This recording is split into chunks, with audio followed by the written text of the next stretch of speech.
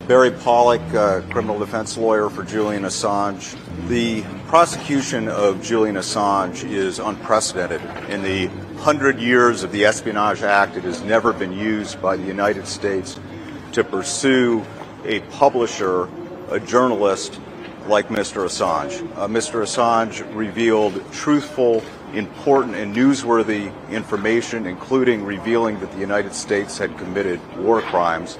And he has suffered tremendously in his fight for free speech, for freedom of the press, and to ensure that the American public and the world community gets truthful and important newsworthy information. We firmly believe that Mr. Assange never should have been charged under the Espionage Act and engaged in exercise that journalists engage in every day, and we're thankful that they do. It is appropriate, though, for this fight to end, and it is appropriate for the judge, as she did today, to determine that no additional incarceration of Mr. Assange would be fair, would be appropriate, and it is time for him to be reunited with his family. Mr. Assange is grateful for all of the support that he has received and looks forward to reuniting with his wife and his children and getting back home to Australia. Thank you. Mr. Assange will not be taking statements. When we conclude here, we'll go back inside and we'll leave with Mr. Assange, but he will not be taking questions. WikiLeaks' work will continue, and Mr. Assange, I have no doubt, will be a continuing force for freedom of speech and transparency in government. He is a powerful voice and a voice that cannot and should not be silenced. Because his supposed crime occurred entirely outside of the United States, whatever district is the first district that he enters is the appropriate district for him to be prosecuted. By agreement with the government, we decided that this was an appropriate venue.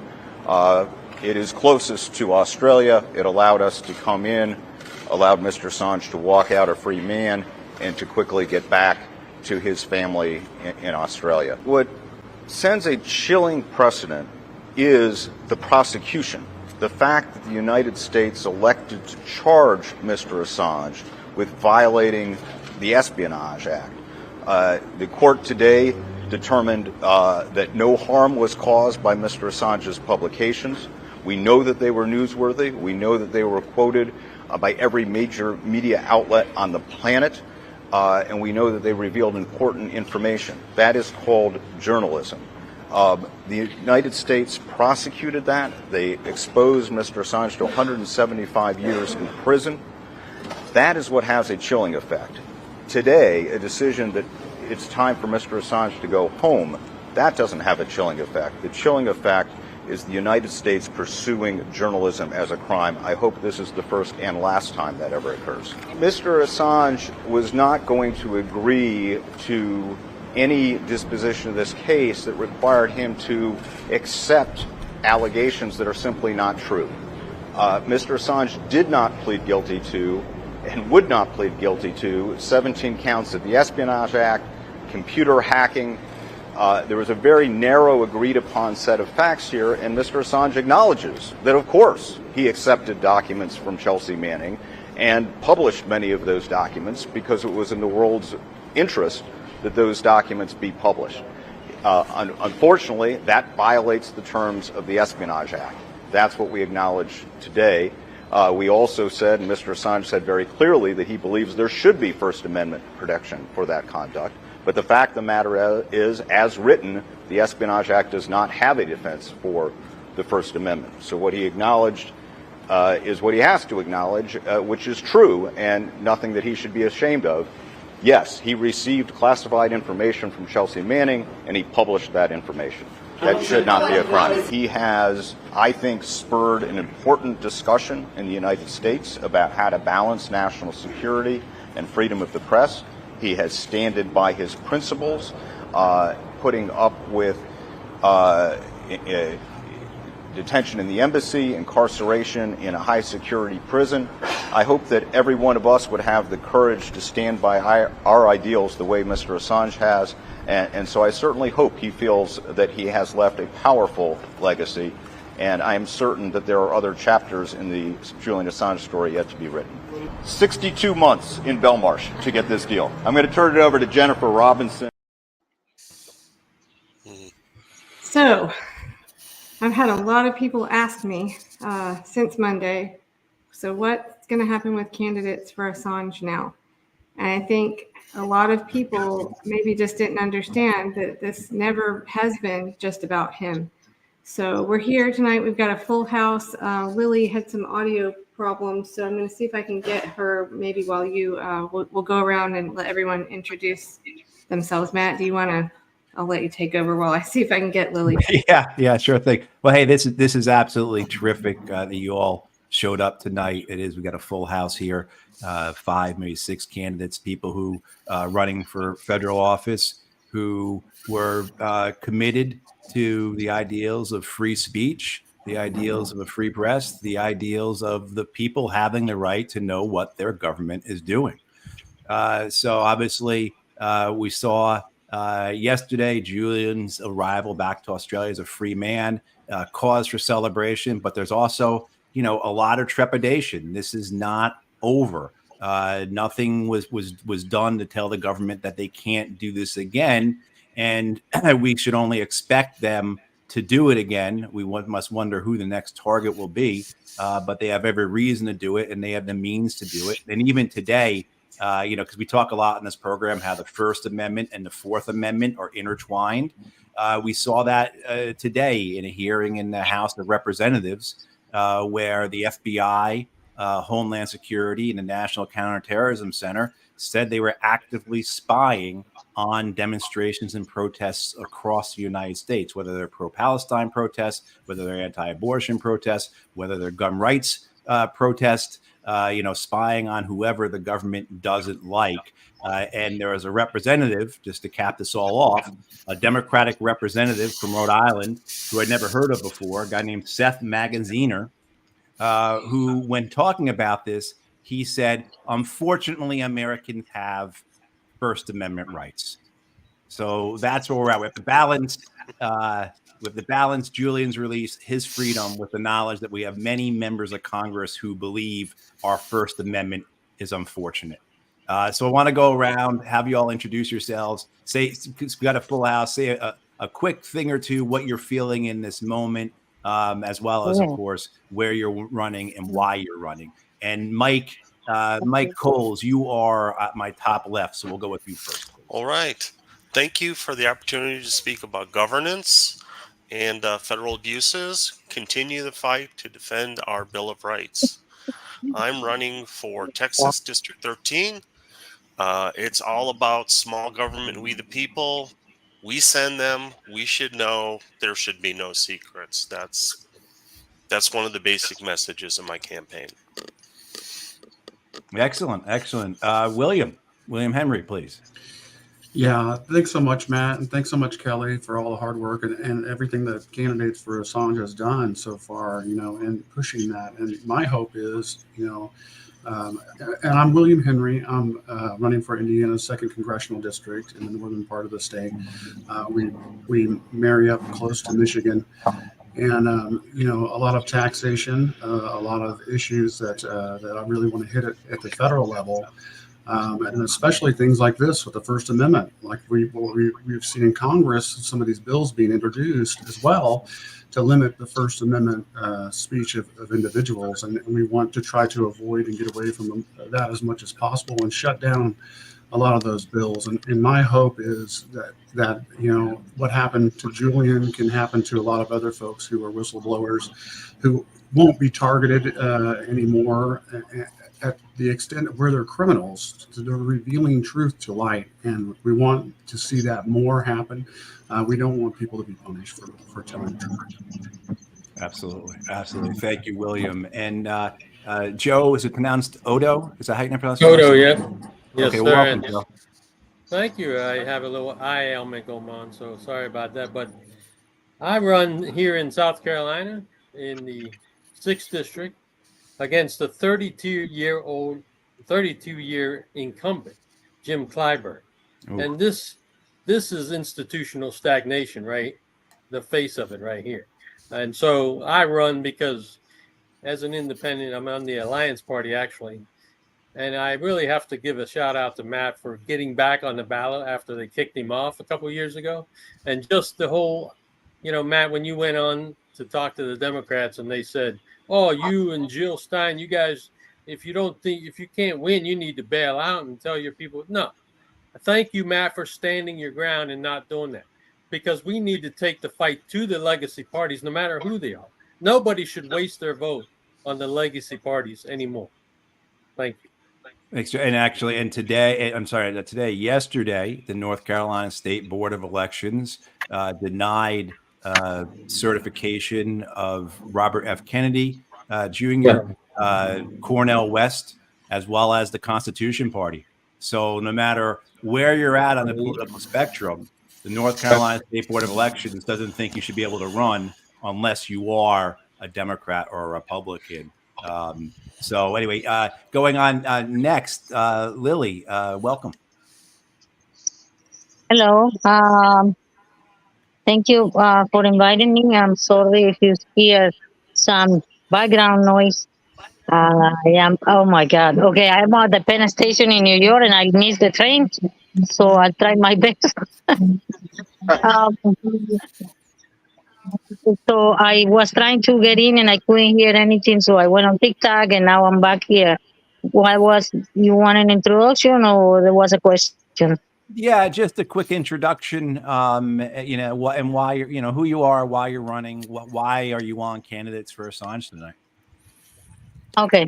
I am Lily Benavides. I am in Congressional District 11 in New Jersey. I am an immigrant from Colombia, been in the United States for more than 30 years. And I think it's an urgency now, and that's why I decided to run. My opponent, Mikey Sherrill, she's big time on military spending, and she's coming from a military background. And I also had an issue about her on immigration because there's organizations for immigrant rights, and I wasn't one of those. Going to her office for years, and she was promising all these things that she was going to help for some kind of immigration reform or immigration relief, and then.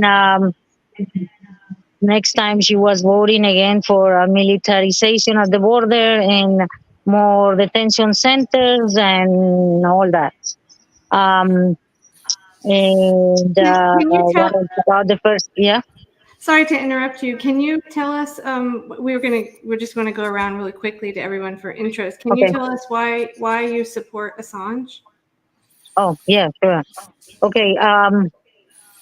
Well, I think it's very important that we can speak freely about what we think, our opinion, especially our opinion on politics, on candidates, on the state of the country.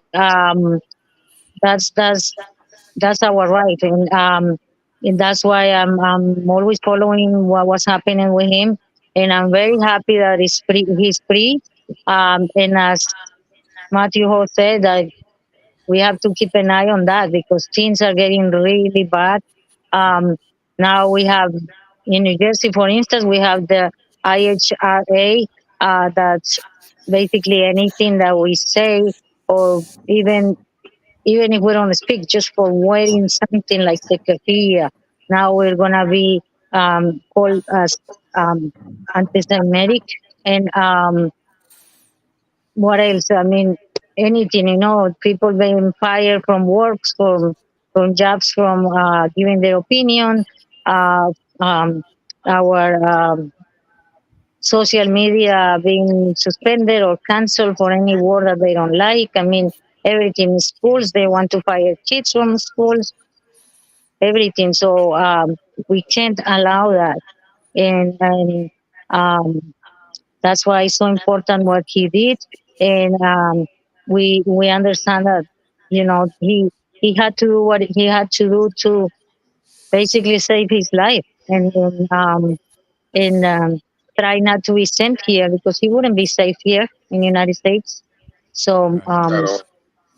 Yeah. Right. Yeah. Thank you, Yeah. Lily. Right. Thank you. yeah, thank you. Thank you. Next on my screen is I'm sorry, Freeman for Congress. I don't have your first name in front of me. I apologize. No worries. It's Kimon Freeman, and it's an honor to be here with you guys. Thank you for having me. Apologize, I'm still in the car. I just left the world premiere of Reverend Barber's documentary, Unsettling Force, as he's getting ready for the Poor People's Campaign that's happening here this weekend in Washington, D.C., the nation's capital. Again, my name is Kimon Freeman. I'm running for D.C. delegate, challenging 34-year Democratic incumbent Eleanor Holmes Norton, who is a Zionist and has been very silent on a lot of issues, including this one addressing Julian Assange clearly as a political prisoner that he's been detained for 10 years. I'm supporting him because we have to support the truth tellers. And one of the things that a lot of people are not aware of or not discussing is that some of the information that WikiLeaks released was in the hands of other outlets, namely the Washington Post, now owned by Jeff Bezos, by the way. But the information that Washington Post chose to sit on was the footage of the brutal assassination of those young men by their helicopter in Iraq, of those innocent men who were gunned down. They were showed at cocktail parties. This is on record. So I don't think it's a coincidence that Julian Assange has gone free finally, and Washington Post is facing uncertain future because their sales are down by 50%. Their revenue is down, and now we're looking at a changing of the guard in terms of who gets to tell the stories. And I think it's our time. I'm here to represent all the things that Martin Luther King espoused from 66 to 68. My campaign is called We Need a Revolution of Values. That's a direct quote from Martin Luther King. And I think Julian Assange best represents that changing of the guard. The high price that he paid to tell the truth. I think all of us need to be willing to sacrifice something, if nothing else, but step outside our comfort zone to speak truth to power. And my effort to do so is running for Congress and hopefully making history by unseating a 34-year incumbent here in the nation's capital. All right. Right on, brother.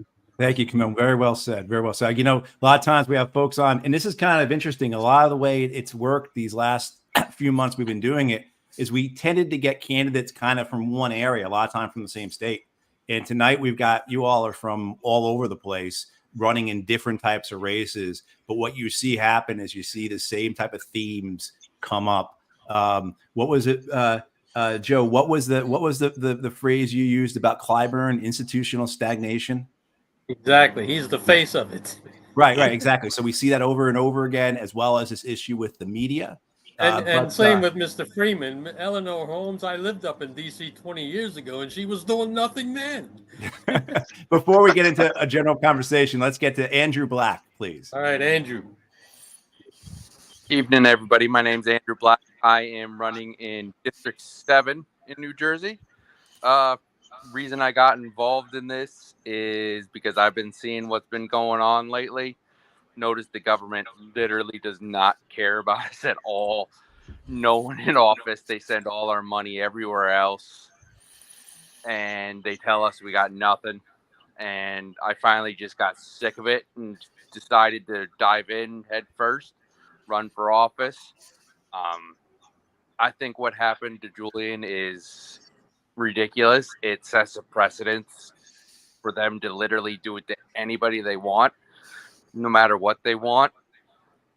He shouldn't have to plead guilty for anything. He didn't do anything wrong. He was just spreading the truth. Yeah. Nothing wrong with that. And it just seems like our government is getting more authoritarian every day. They're taking away our rights, left and right. It's the only thing both parties agree on. They can literally pass stuff within like a month or two, but it's only when it's taking our rights away. Right. And I think we need to replace all of them with just regular people like us. They're all entrenched in our government, and it needs to end. They don't care about us. They only care about the 1% and the corporations that have all bought them. Right. Yeah, Right. so last week we just had two candidates. We had one Democrat and one Republican, and it got just a little contentious at a couple points. Nothing too bad though, but I think some people think this is a crazy idea to pull all of you guys together because I mean, like you said, Matt, people are in different parts of the country, and I think we have to acknowledge that this is a huge country, and what some people want in Brooklyn, the people that live there want, is different than what people in Texas or Oklahoma want. And I think it's kind of crazy to think that we're all going to agree on everything, but we know that what the media does is just feed on the stuff that we disagree on, so that we don't come together on issues about freedom of speech, the First and Fourth Amendments. And so that's what we're here to do. And, we'll get into a couple of details, I guess, about some misinformation already that I've seen that's kind of floating around. But I just wanted to say that I'm always just delighted when I see people come together like this, because I think otherwise, if we don't focus on those common things, we're never going to fix stuff. So. Well, I know it sounds like we all love liberty, so you got the right crowd. Yeah. So, I guess I'll dive right into, take me just a second. I'm going to do a screen share here. About last week, I touched on something that was going on with so there's the case with the David Morales and the spying that happened on Julian Assange in the embassy. And Matt, I guess that includes you because you were there as well, right? I think I might have predated that, but yeah, it's possible. It's possible. Okay. So later on at the end, we usually have an activist come on, but I've got someone coming on that's going to talk about the case just for the last 10 minutes about the case currently against the CIA that a couple of lawyers and journalists have filed a suit against the CIA for them being spied on in the embassy when they went to visit Assange. And let's see, I can share this real quick. So this is a photo of, hang on, here we go. Okay, so this is a photo of some of the footage. I mean, this is Assange with his doctor, right? But then other people like Stefania Marizzi, who's a journalist, was there, and this is what they did to her phone. So this company, UC Global, in collusion with the CIA, spied on him, violating attorney-client privilege, and as I heard another lawyer on the case mention just recently, I mean, every lawyer or journalist or doctor that went in there and had their devices taken, well, that was a violation of other patients or other clients that had nothing to do with Assange, because they're accessing all of their information. So I just think that really illustrates how this is certainly not over just because Assange is free. I mean, we are definitely celebrating. I know it's been really emotional for a lot of people, and we're so happy, but this is not over. It's not over. And Big Brother is watching even more so now, and even more that we have, Patriot Act and everything just ramping up, red flags and all of this other stuff, and to turn your neighbors in. And COVID, in a lot of ways, was a lot of practice for a lot of that stuff, laying it out. And you see each of the metropolitan areas enact these same, instances of emergency orders, and their metro officers are doing the same things, and the same riots and the same actions happen throughout the country. And these things, because on the back end, each of us has a number tied to us. They can see in the NSA and the CIA and the FBI, they all collaborate with Homeland Security and all of this stuff. And they have the most intricate network of capabilities to be able to track and trace people without their knowledge even happening. Right. Well, right. No. So when you guys are out there campaigning, this is the question I always want to ask. How do you incorporate this, and how will you incorporate this, particularly if maybe going off of what William just said, that they can, they have access to all of us through our devices. The new FISA law, the new surveillance, the extension of the Surveillance Act requires commercial organizations to provide access to American security and intelligence services to their routers, to their devices. So no questions asked, the FBI can have a coffee shop, can force a coffee shop to turn over all its information for all the people who went in there and used its Wi-Fi. So when you're out there campaigning, how do you all work this into what you're saying, and what type of feedback are you getting? Matt, one thing, sorry to interrupt, but before we continue, I agree with what you just said, William, but I just have to say, I mean, the last thing I want to do on this platform is police free speech. However, we know, and I've gotten YouTube strikes simply for talking about a certain topic in a very vague way. So I just want to say to everyone, I hate to do that, but we can't mention certain things because actually just yesterday, I was in a Twitter message group where someone made a comment about something, and that person was removed from the Twitter message group. So you think that, well, we know it's not private, but I just want to say, so try to, just for the sake of our goals here, we'll try to stay away from certain topics. But you're absolutely right, William. Yeah. But yes, Kelly, I like what Phil Anderson said last week, how to handle this question that Matt asked, and that is simply just ask the people, are you okay with the government lying to us? I mean, you realize they did lie to us to get into Iraq and Vietnam and every other war. So that's the question. Once you tee that up, then you get into exactly what do we do about it? And that's, where we get them thinking, then, that's a good way to at least get the conversation started. It's definitely a Fourth Amendment violation, and it shows us that there's no anonymity left in the United States or anywhere else left in the world. I mean, Canada and China punish people who are protesting and standing out against the government. In a lot of ways, those were exercises too happening across, internationally. Yeah, at the campaign trail, I've got 6 short-term issues that I think we can get traction and better serve the people. We need to be about peace, not war. We need to give power back to the sovereign states. We need to come up with an immigration solution that's a compromise, not one side winning the discussion. We have to have a federal budget.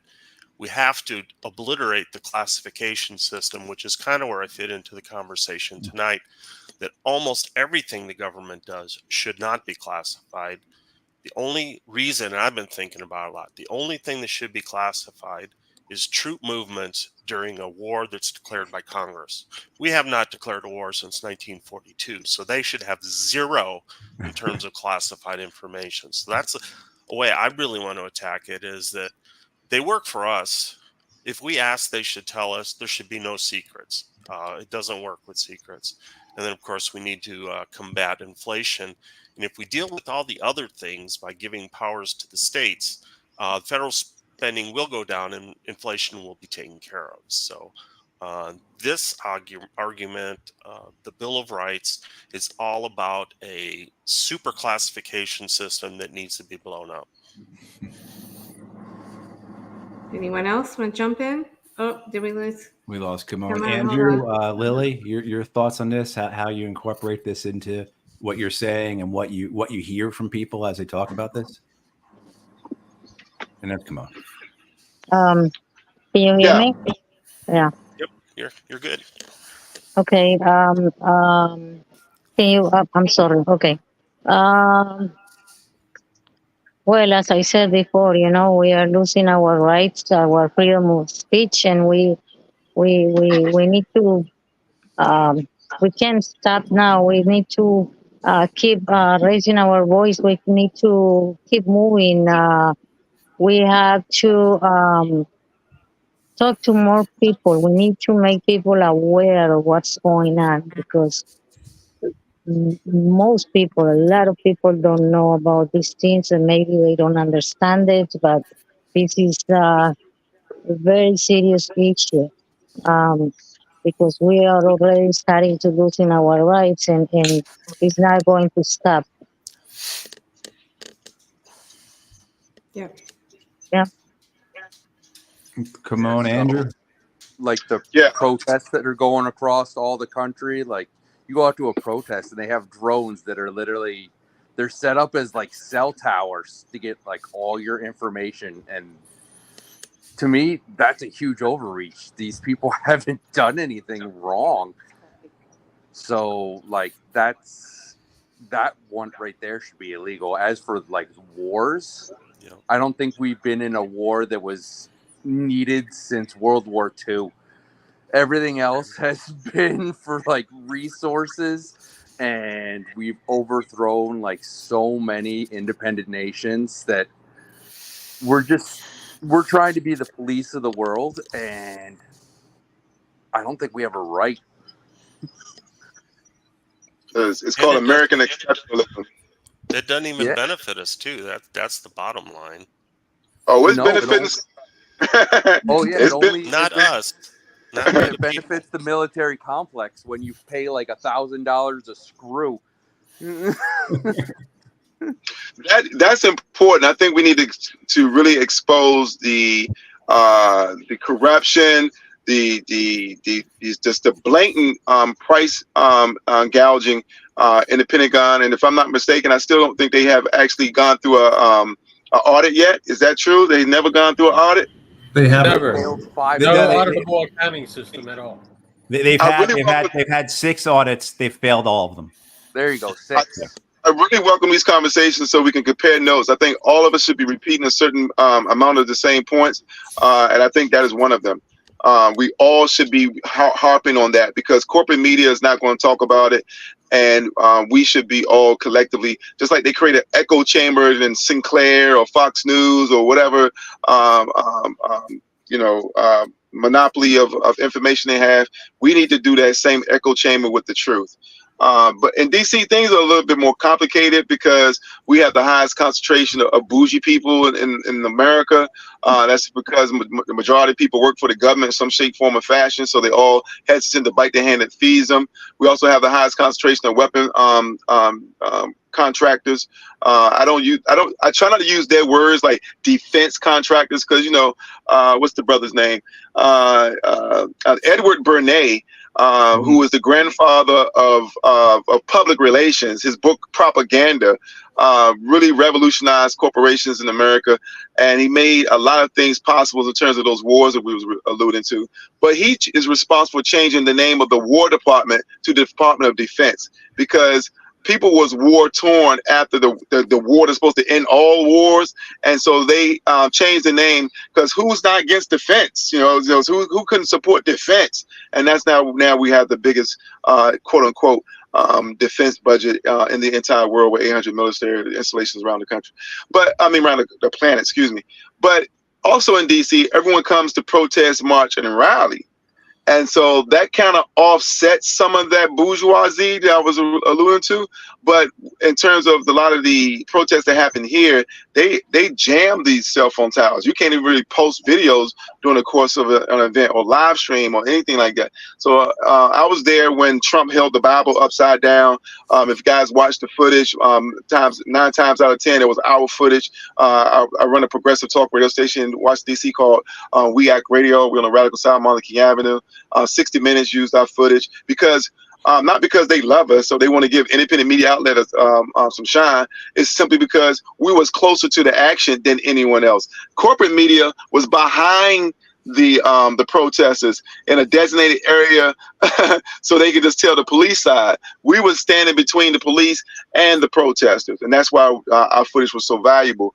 But I want to say that 91% of all talk radio in America is conservative, that reinforces everything that we're struggling against. Only 9% are progressives, and that's because the right wing is very, very good at funding and underwriting their narrative. The progressives have failed to do that. I do understand there's a much smaller profit margin to save the planet than it is to destroy the planet. But this is where lies the problem. And I think we need to talk more about that. Well, I would just add something that that was said a couple that you said reminded me of an Assange quote. Let me just read it real quick because it gets back to this idea of how things are taken from us and given to a few And if you control information, you can really ensure that that few gets more than they should, right? But Assange's quote from a number of years ago was, "I give private information on corporations to you for free, and I'm a villain. Zuckerberg gives your private information to corporations for money, and he's man of the year." Exactly. The transparency is a one-way street. We have to fight tooth and nail, right? For anything. You want information, you got to do FOIA requests. And you know what? On that note, I have to share this other thing about Stefania. Because I don't know if you guys have heard, there's some misinformation about like that Assange had to agree to like delete stuff off of WikiLeaks, and that is not true. They're apparently having some server errors, but that is not true. However, one second, let me just pull this up. I think it's here. Hope I'm pulling up the right screen. Give me, yep, okay. 1 second, sorry, it's a little wonky doing this. Okay, here we go. So, Stefania Marizzi, I don't know if you guys can see this, but this is 14 hours ago. She said, "Have you read Julian Assange's plea agreement?" There's a link to it here. He had to waive his right to FOIA the U.S. records to search for truth on his judicial persecution.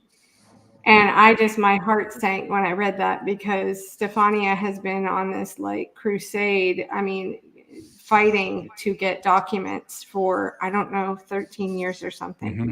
And so she says, this is why my FOIA lawyers and I won't give up with our FOIA battle. So this was the first I had heard about this specifically, because I just heard that the other thing about the emails, that there weren't any conditions on his agreement, no gag orders or anything like that. But apparently there is this about he can't FOIA records. So I have no doubt that Stefania will keep on going. And I'll show this just in case anybody doesn't know. This is Stefania's book. And she's amazing. She really is. I mean, before I worked on Randy Credico's show for 4 years, Assange Countdown to Freedom, and he's having a big show tomorrow on WBAI.org at 3:00. I think John Shipton, Assange's father, will be on. But anyway, long before I started working with him during the pandemic, I was glued to any time Pilger or Stefania were on. I was always listening, because she's just the most, as a journalist, she just doesn't give up. So anyway, follow that, because she's probably going to need, these lawyers cost a lot of money, and that's what we're facing. Like, they have like full view of us, right? But we have to fight tooth and nail for anything, and it's just unacceptable. And I don't care if you're conservative or progressive or in Oklahoma or Brooklyn or whatever, that's got to be, it can't be acceptable. Yeah, we can't accept. No, and we can argue about all the other stuff later, but if we don't, or how can we even argue about the things we don't agree on if we don't have like the freedom of information out there to communicate with each other, to get the information and to communicate back. So we're in a very dangerous place, I think. But if we stand for it. Right, exactly. So I'm going to just give you guys the floor, and I'm going to see if my guest is here, because we're already at 8:40, and I know everybody is dying to see the Trump-Biden debate, or maybe you're going to watch the RFK Jr. You mean the shit show? Yeah, that's the absolutely right way to describe it. The puppet show.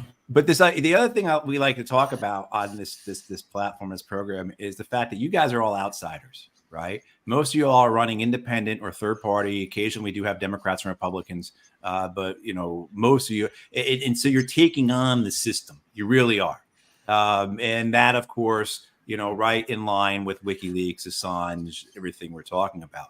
But as outsiders, what are you all confronting? Like, as people who are running in this campaign, and you all are past the primaries now, right? All of you are on the ballot in November. So as outsiders, as people who are willing to stand up to the government, not just these political parties, but to the government, and to the most serious parts of the government, security agencies and the intelligence agencies. As outsiders, like as you've been running and as you go forward, what's been the biggest thing for you?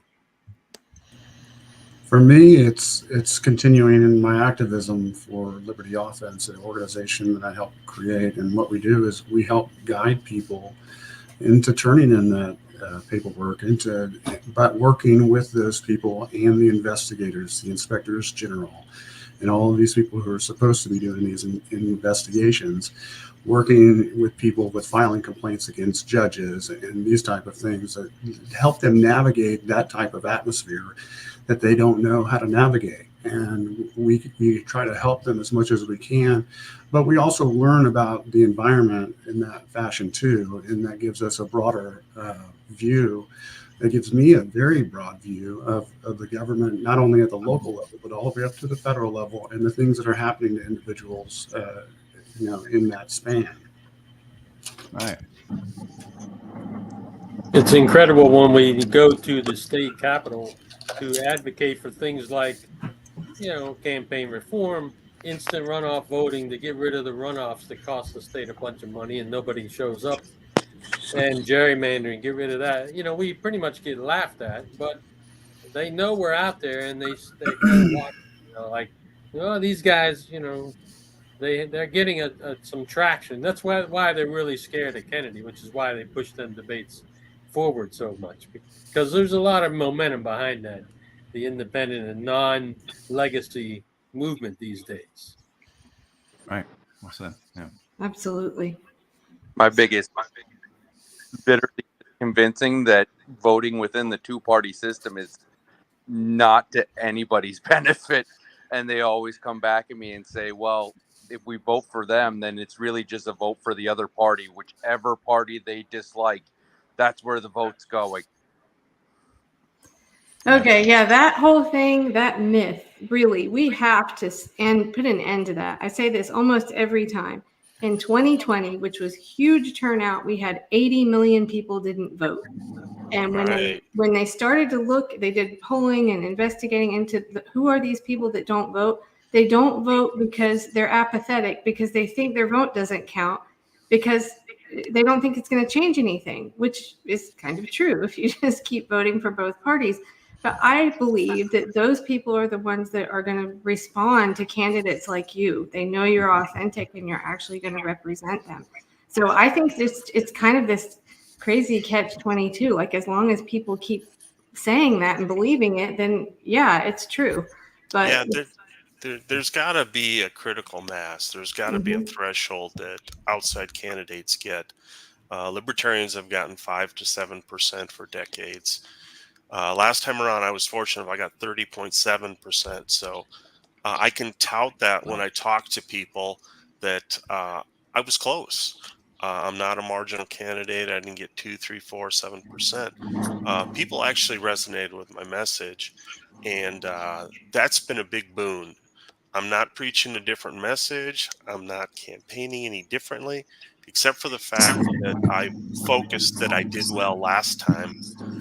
And I don't know. It's weird. People take you more seriously when you got that number behind you. Right. Mm-hmm. The other thing is, don't let them spin the dialogue. When they say you can't win, you just turn it around on them and say, look, we've already won. The fact that we are running outside of the parties without the big money, that means we won. Matt Ho won. He did not lose his election. He's a winner, just like the rest of us. Well, thank you, Joe. I agree with Joe, because I think that you sometimes can win an argument by conceding a point. You can't win. Okay, we can't win. It's because of electoral college. So you should be mad at that. And third party, I think we should have a record voter turnout for third party candidates in this election, this cycle. I think so many people are disenchanted with both parties this time around. We really need to drive that point home. And you don't have to win the popular vote per se, as the other gentleman was alluding to. You can just win a percent of the vote. What is it, like 5% to break the monopoly? Then getting access to debate and create a three-way conversation that way. I think that we need to. Gosh, you muted yourself there, Mr. Freeman. All right, and Lily. But I think Yeah. Kimon was, Oh, he accidentally muted himself. Let's let him unmute. go ahead, him. Kimon. Go ahead. Okay. Oh, he still is. Did it cut off? I'm sorry. Yeah, there you are. There you are. Okay, go ahead, Kimon. Yeah, I don't know where I cut off at, but let me finish my point. A lot of people are familiar with Martin Luther King's last speech, but they're not as familiar with his next to his last speech, which was delivered right here in Washington, D.C. It was entitled, ironically, Remaining Awake During a Great Revolution. He goes on to say in that speech that far too often people find themselves living in periods of great social change, but yet they fail to develop the new ideas, the new mental responses that the new situation demands. They end up sleeping through a revolution. I submit to you that's the quintessential definition of stay woke. And that's why we have this anti-woke crowd. Like, oh, you one of those woke people? Yeah, you one of those unconscious people? Like, you got the American dream. You got to be asleep to believe it. You know, so sometimes you can win an argument by making concessions.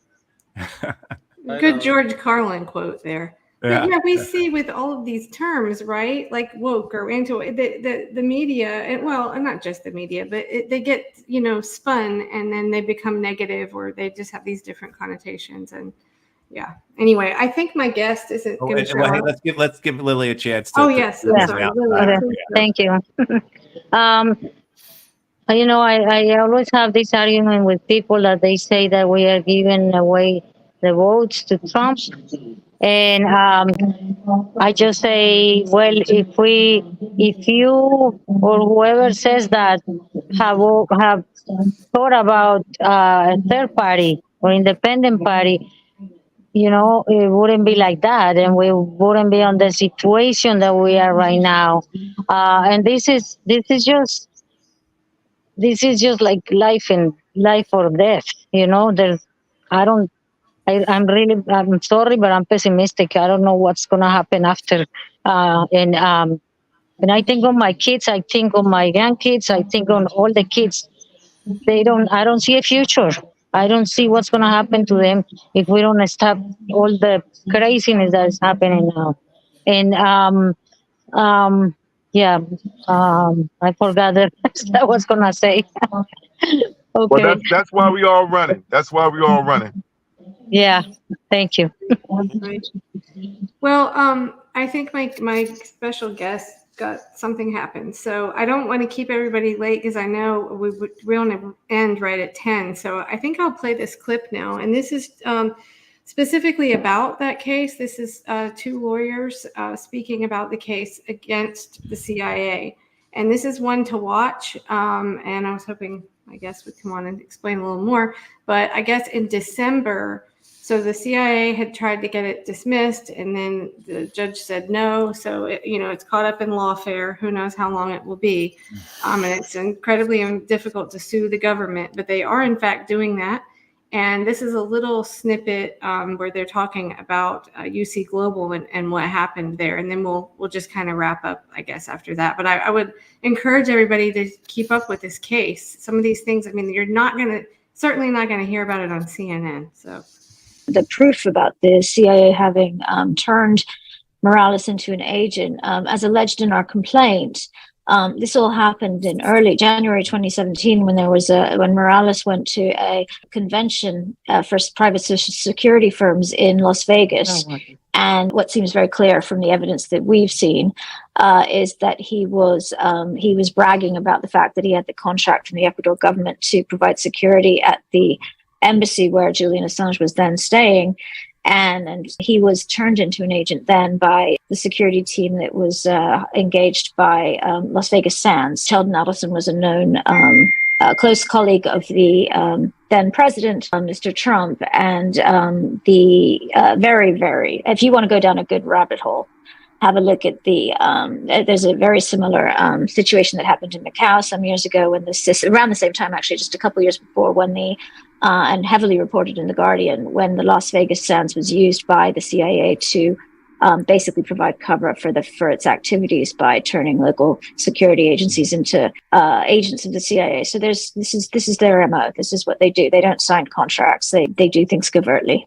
We also have very significant affidavits that were accepted by the extradition court saying that they were whistleblowers. They're not mentioned because they're afraid that their names come out, who were working for UC Global, who testified that, in fact, Morales was bragging about his relationship to the CIA consistently.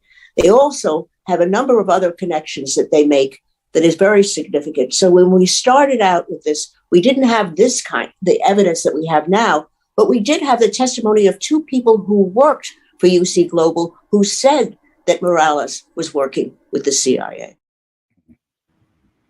So it's just terrifying the way our government is using these proxies, you know, to violate people's rights. Yeah. William, Yeah, you I'm look glad like you played that because I think we omitted the fact that the CIA had fully intended to assassinate Julian. Right. You know, and the other thing too is the way they use proxies. This is something that goes against, I mean, the founders talked about this, the idea of using a proxy to assert government power. And we've seen them try, the government tries to do this by buying our information from corporations. So we have the federal government trying to get our information from corporations by purchasing it, let alone whatever type of relationship they have with all the big tech companies, which we know exist. But yeah, we're getting to the top of the hour here. Well, So William looks like he's dying to say something. Yeah, exactly. So Okay. William, if everyone wants to just give a quick moment or two, as well as tell people where they can follow you and support you and how they can support you, please do. And William, please.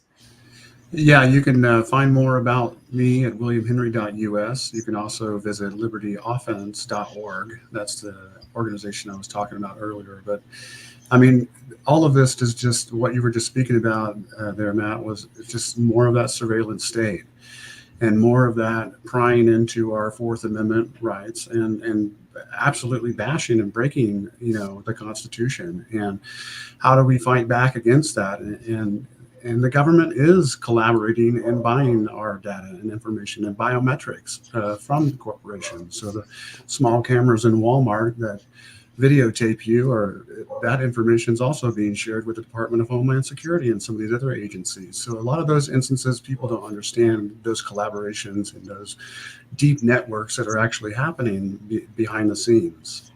Right. Right. Thank you, William. Joe, you're next in my window here. Oh, you're muted. So my website is bettercandidates.org. Also bettercandidates@gmail.com. That's how you reach me. All right. Thank you, Joe. And Mike? Mike Coles, Kolls, Coles for Congress. Another thing that we started to touch upon is we need to go back to the Constitution that is revered by the world but ignored for some reason here. So we as candidates, we as citizens, we need to stand up and defend our Constitution. All right. Andrew? My website is andrewblack4houseofrep.org. You can find me on all the social medias. Just search Andrew Black and I'll pop up.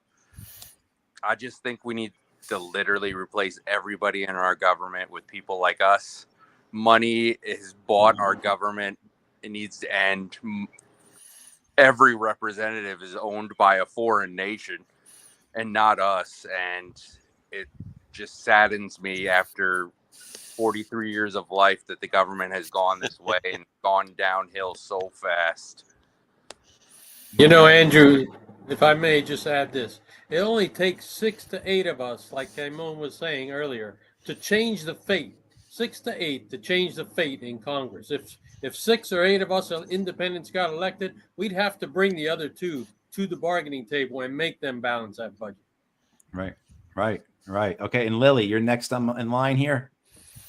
Yes. My website is Lily Benavides 4 Congress.us. We just have to keep fighting. We are